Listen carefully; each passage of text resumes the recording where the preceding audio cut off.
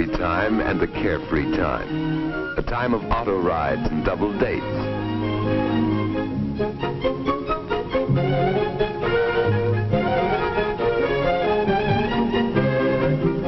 It's a time of fun, of pranks and jokes, of ice cream cones and chocolate sodas. Youth is a time for getting a job, for finding one's place in the world. But sometimes in these troubled days, the very thoughtlessness of youth has led to a living nightmare. Addiction to drugs, too often acquired with tragic carelessness, may take control of a life and force actions not dreamed of before. To these addicts, life's only work is to find money for drugs.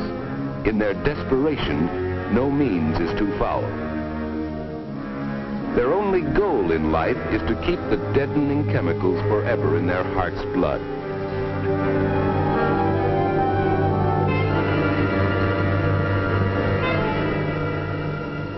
The cause of this living death is a white powder, innocent looking, but deadly. Once this was a poppy growing in Italy or Turkey or some other hot land. The dried juice of this plant produces opium, a powerful drug.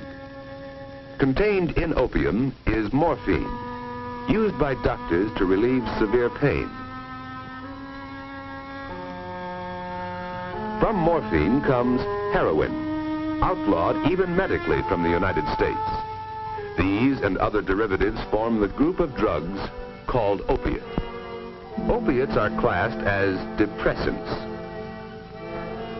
An overdose causes unconsciousness, then death.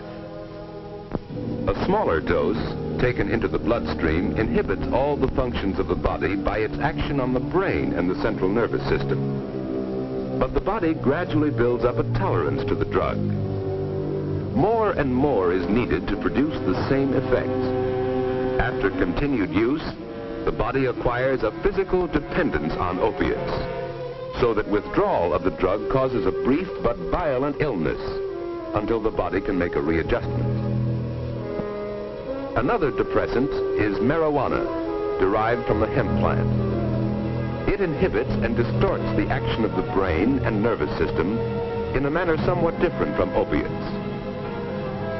A third drug, cocaine, is derived from the leaves of the coca plant.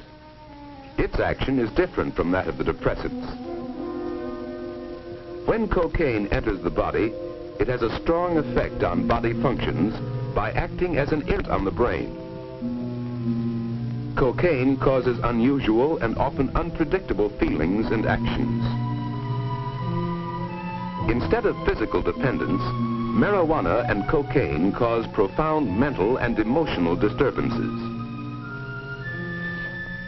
A large overdose of cocaine causes convulsions, then death. Government agencies charged with the enforcement of narcotics laws have been able until recently to decrease steadily the number of addicts in the United States. These addicts have included persons in every walk of life. Some are petty criminals who will remain drug addicts all their lives. Many addicts come from teeming slum areas where human misery runs high. But the grim specters of heroin, marijuana, and cocaine are not confined to any area or to any group. Wherever there is a troubled personality, no matter how hidden or unrecognized, there may be a seedbed for drug addiction. So unpredictable is this habit that occasionally even one who knows the dangers may become addicted before he realizes it.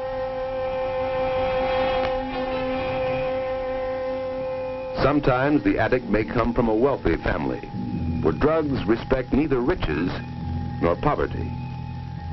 Such a victim doesn't have to steal to support his expensive habit, but the degrading effects are the same. In recent years, there has been a shocking increase in drug addiction among young people, often in their teens, who take up the habit without the slightest understanding of the living nightmare they are so unthinkingly walking into. To get the illegal drugs, they are forced to deal with criminals who prey on those least able to defend themselves. And to find money for their expensive habit, they often turn to crime themselves.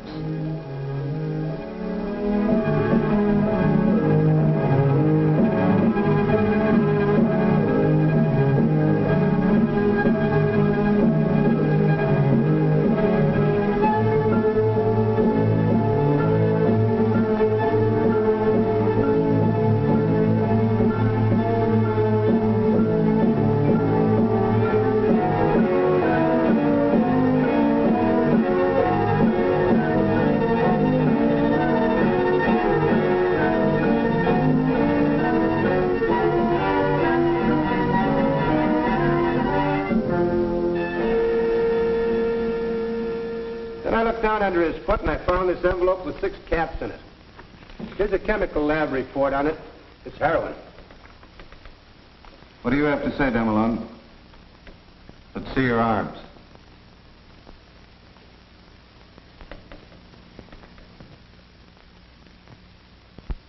How long have you been taking heroin? Well, Speak up. about 2 years, I guess. What about before then? Well, I smoked marijuana for a while. How long? 4 or 5 months, I guess. How did you get started on this? Well, I don't know. A friend of mine, well, he started me. Started by a friend. An oft-told story. For drug addiction is contagious. One addict can make 5. 5 can make 25. Marty's story is like many of the others. It started 2 years ago with marijuana cigarettes. Come on, it's my turn next. Gee, Duke, where'd you get them? I know a guy. 3 for $1. Let me try. Gee, I feel awful funny. Me too. I feel kind of sick. Come on, Marty, pass it on. Marty got kind of sick too, but he wouldn't let on. He was determined to be one of the gang if it killed him. And it almost did. Several weeks later, after smoking reefers, Marty's befogged brain hit on a clever way to open pop bottles. Later, Stan went to the hospital for swallowing broken glass. Marty badly cut the inside of his mouth, though he didn't even know it at the time. Duke was the one who got Marty on the habit. It was just a business matter to Duke, though Marty didn't find it out till later. Hey, Marty. Here. Okay, here. What's that? H. H? What's H? That's a lot. It's heroin. Will it make me sick like the reefers did? Go on and try it. I dare you. How much does it cost? This one ain't gonna cost you nothing. It's free. Go on. I dare you. In his ignorance, Marty took that dare, little knowing the eventual horror that lay in the deadly white powder. Those first capsules were free. But when Marty started asking for them, the price came high. $1.50 apiece. That's right, kid. $15. This ought to hold me for a while. I hooked my camera to get this, though. Where's my cut? You don't get one. This kid's hooked. Go out and get some new kids if you want to cut. Oh, he's still snorting it. So what? Snorting or mainlining, what's the difference? He's hooked. Hey, look, I gotta have my cut. It's costing me more than ever now that I'm on speedballs. That cocaine comes high. That's your problem, kid. So, you're snorting it, huh? Yeah. Well, don't be a sucker. You're wasting it that way. Use a needle. Is that what you do, Louis? Listen, kid, I ain't on the stuff. Don't ever think I am. Yeah, sure. Like I'm doing it, see? Mainlining it. Don't it hurt? Yeah, sure, some. I guess that vein will give out someday. But the stuff costs too much to waste it. That's right, kid. You ought to go on the needle. Nah, I don't want to punch myself full of holes like that. But he did use the needle, despite his fear of it. At first he shot the drug under his skin, then directly into the vein. As his body gradually built up a tolerance, he needed more and more of the drug. There was no pleasure in it for Marty. It was a bodily demand. He was using 4 or 5 caps a day now, They cost him $7.50, $52.50 a week. It was more than his salary at the store could pay for.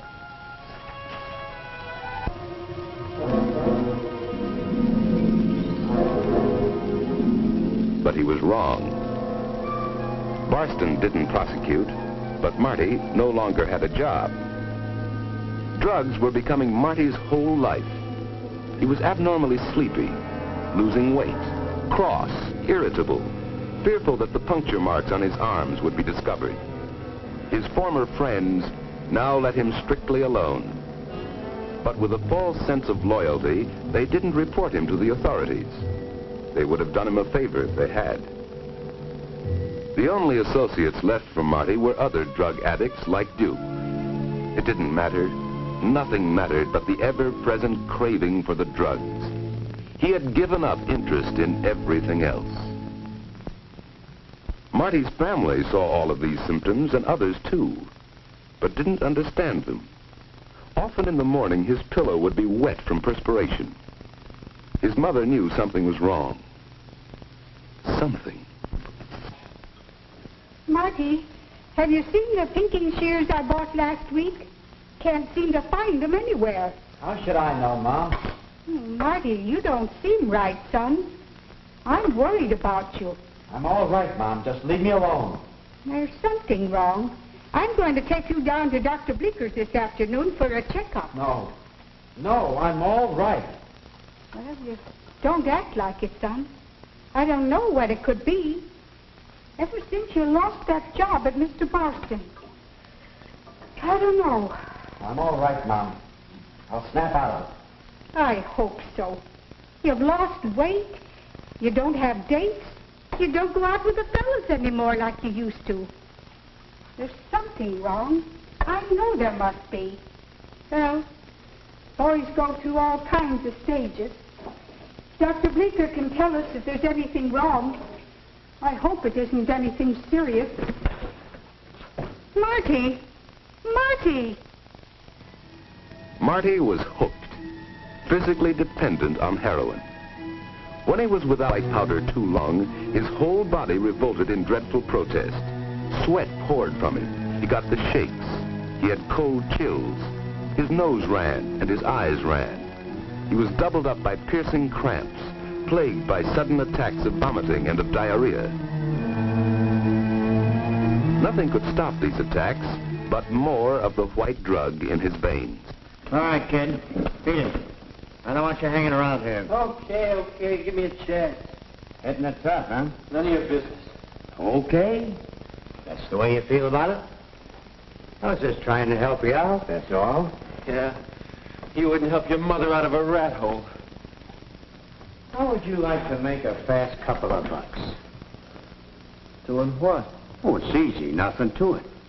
I could use some new customers. Customers? You mean suckers. I'll give you the same cut I gave Duke. What happened to him? Oh, he's brought in everybody he knows. I gotta branch out. Well, I could use the dough at that. Fine. Start him out on reefers. It's easier that way, and it's cheaper. Yeah, that's the way I started. You got him? Sure. For you, 2 bits apiece. Well, give me 2 for now. That's all the dough I got. Right now.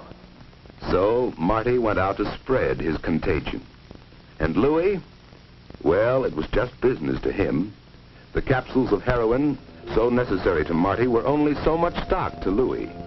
That stock had reached him through a series of well-organized underworld transactions. Some months back, smuggled ashore in a box of fresh-caught fish, were a number of small tubes of pure heroin, 1 kilogram in all, a little more than 2 pounds.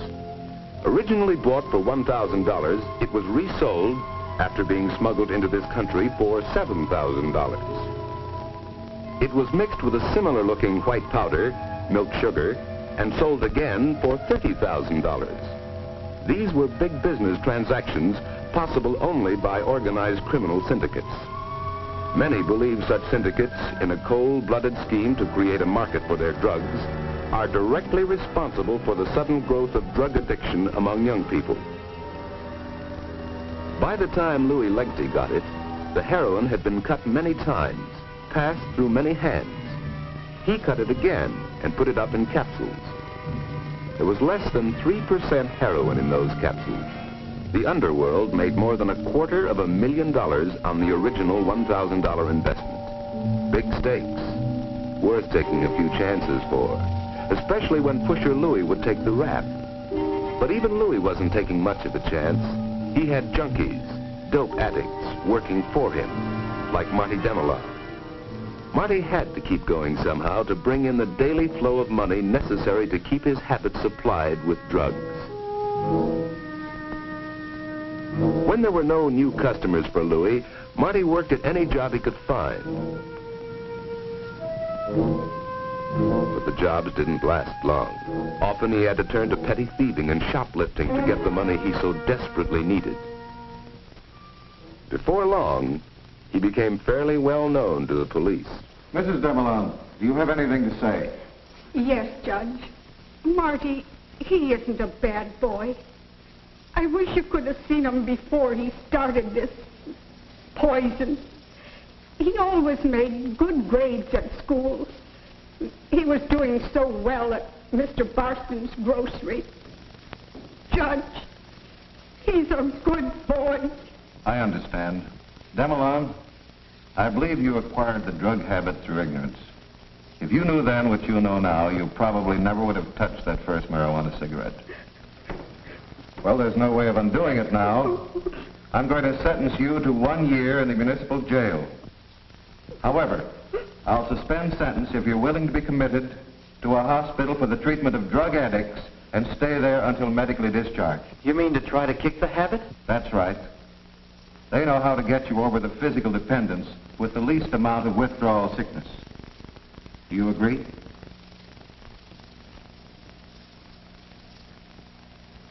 Yes, sir. All right, so ordered. Next case. For those already addicted to drugs, the first step in rehabilitation must be commitment to a hospital where they will be under medical guidance. For the addict willing to be committed or sent by the courts, there are federally operated hospitals. Adequate local hospitals would help to cope with this problem. The treatment itself lasts for months, but withdrawing the drug, the major problem is helping the addict achieve a workable psychological adjustment to life, a life which doesn't include drugs. It's a difficult procedure. No hospital, no doctor can be sure of success in trying to change long-time attitudes. Back in his old haunts, the former addict still finds himself shunned by all but the addicts and peddlers who were his associates before. For effective treatment, there must be a long-term, community-wide program to help the former addict and his family make an adjustment. Be it, Duke. I want no part of you. Don't be a square. What's it getting you? I don't know yet, Duke. I took plenty to kick the habit. It's my chance, and I'm taking it. Chance? You ain't got no chance. You're just a junkie to everybody around here. I know. But they helped me get a job in here. And they went to see Ma. And the doc says that if Doc says? What does he know? Listen, I'm telling you. Oh, cut it. Against such pressures, local outpatient clinics, social agencies, the church, all are needed if drug addicts are to adjust to a new life. Without intensive effort by all community forces, very few drug addicts can ever expect to return to a normal, useful life in society. It is important in the overall problem of drug addiction to do everything possible to stop the sale of the drugs. One step would be to increase the staff of enforcement agencies, not only federal, but state and municipal agencies too. Criminal syndicates might give up drug traffic entirely if nationwide laws provided for stringent penalties to counteract the tremendous profits, and if these laws were energetically enforced. Certainly such laws would restrict the actions of non-addict peddlers like Louis Legte and make it harder for him to reach his victims. Basic to everything else is a wider knowledge, especially among young people, of the grave danger involved in any kind of experimentation with drugs. They should understand the thoughtless curiosity about what it feels like to smoke marijuana or take a shot of heroin can lead to a lifetime of pain and torment, constantly faced by the horror of being without drugs. Much can be done to stamp out this vicious, if each person who knows of a drug peddler or a drug addict reports him to the authorities immediately as a deadly menace to himself and his friends. For every person must take some of the responsibility for preventing the growth of drug addiction. He must face the possibility that he himself may be a potential drug addict. Only by avoiding these drugs completely can he be sure that he will remain forever safe from a vicious habit which enslaves not only one's body, but the soul as well.